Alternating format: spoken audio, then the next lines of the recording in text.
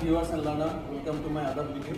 As you video আলোচনা কৰিম powerful one word substitution অৰ্থাৎ কিছুমান শক্তিশালী এটা শব্দ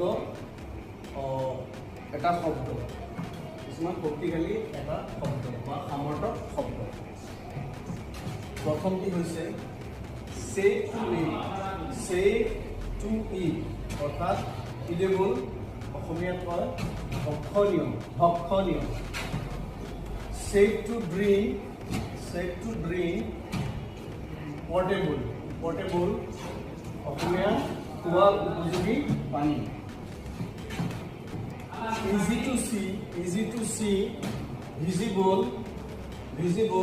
অৰ্থাৎ দৃশ্যমান। তাৰপিছত 4 নম্বৰ শব্দটো হৈছে easy to hear অৰ্থাৎ audible শ্ৰাব্য। easy to read অৰ্থাৎ legible অসমীয়াত কোৱা হয় পাঠযোগ্য।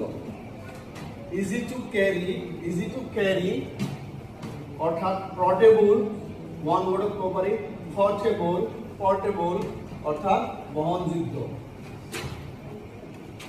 can be touched যেটো আমি স্পৰ্শ কৰিব পাৰি এটো কয় tangible অৰ্থাৎ স্পৰ্শযোগ্য। শব্দকেইটা মই আকৌ ৰিপিট কৰি আছো। 1 নম্বৰ